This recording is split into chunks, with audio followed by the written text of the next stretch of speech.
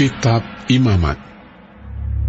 Tuhan berfirman kepada Musa, apabila seseorang berbuat dosa dan berubah setia terhadap Tuhan dan memungkiri terhadap sesamanya barang yang dipercayakan kepadanya, atau barang yang diserahkan kepadanya, atau barang yang dirampasnya, atau apabila ia telah melakukan pemerasan atas sesamanya, atau bila ia menemui barang hilang dan memungkirinya, dan ia bersumpah dusta dalam perkara apapun yang diperbuat seseorang, sehingga ia berdosa.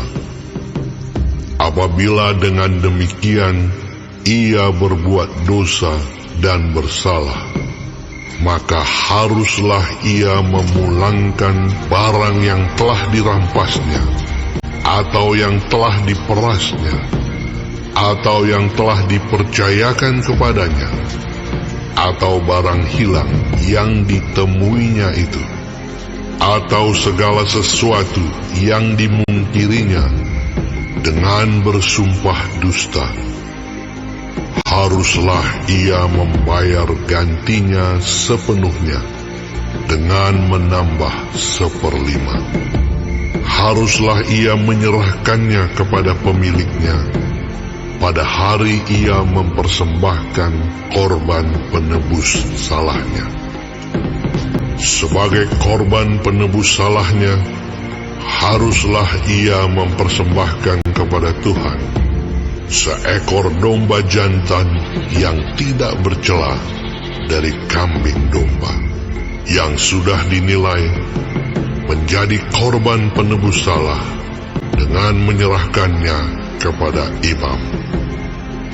Imam harus mengadakan pendamaian bagi orang itu di hadapan Tuhan, sehingga ia menerima pengampunan atas perkara apapun yang diperbuatnya, sehingga ia bersalah.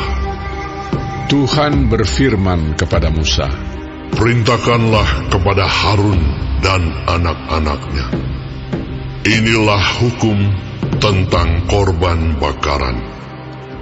Korban bakaran itu haruslah tinggal di atas perapian, di atas mezbah semalam-malaman sampai pagi, dan api mezbah haruslah dipelihara menyala di atasnya.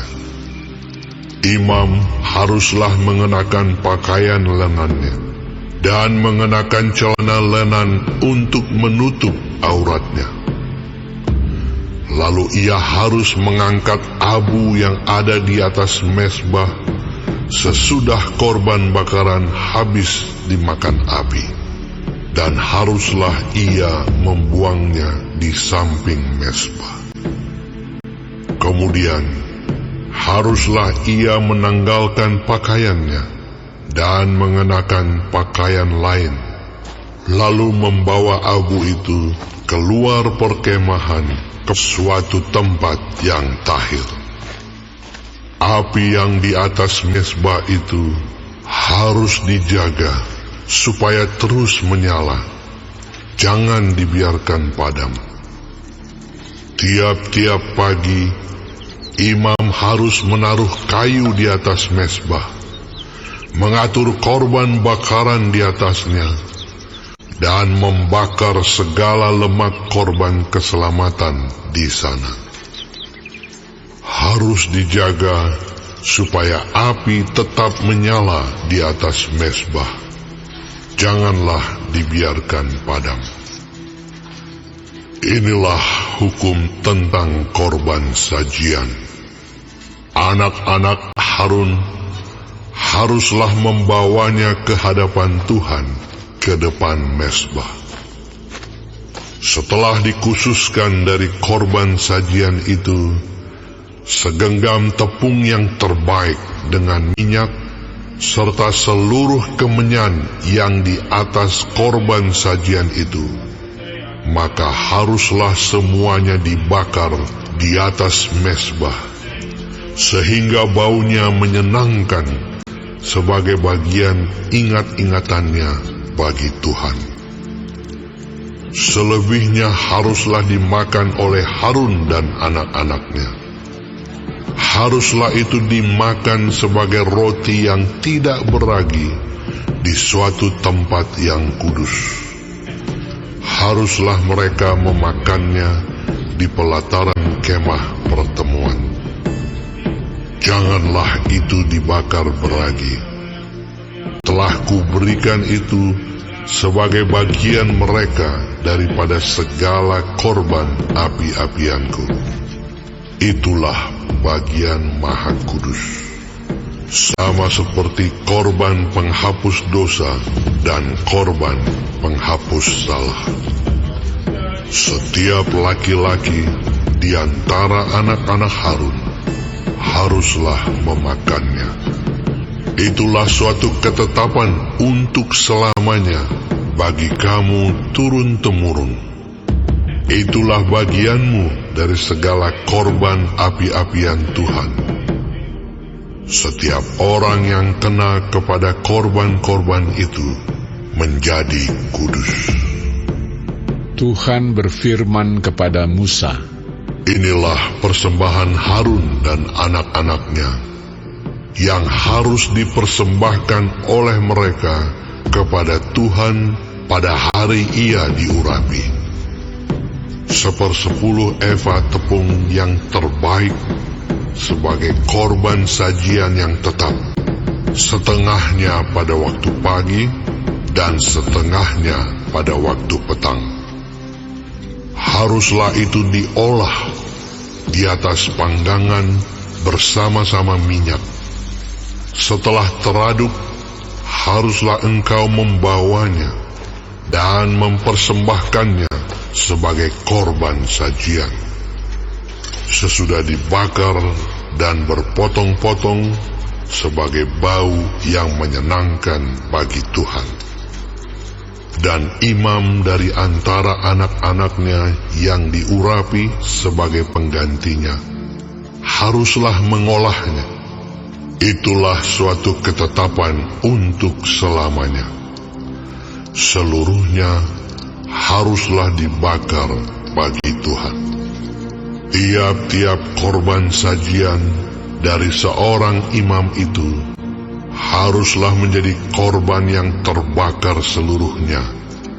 Janganlah dimakan. Tuhan berfirman kepada Musa demikian, Katakanlah kepada Harun dan anak-anaknya, inilah hukum tentang korban penghapus dosa.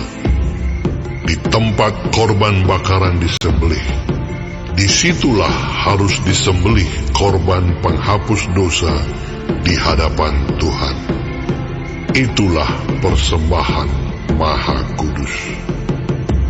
Imam yang mempersembahkan korban penghapus dosa itulah yang harus memakannya. Haruslah itu dimakan di suatu tempat yang kudus, di pelataran kemah pertemuan. Setiap orang yang kena kepada daging korban itu menjadi kudus. Dan bila darahnya ada yang terpercik kepada sesuatu pakaian, haruslah engkau mencuci pakaian itu di suatu tempat yang kudus. Dan belanga tanah tempat korban itu dimasak haruslah dipecahkan, dan jikalau dimasak di dalam belanga tembaga, haruslah belanga itu digosok dan dibasuh dengan air.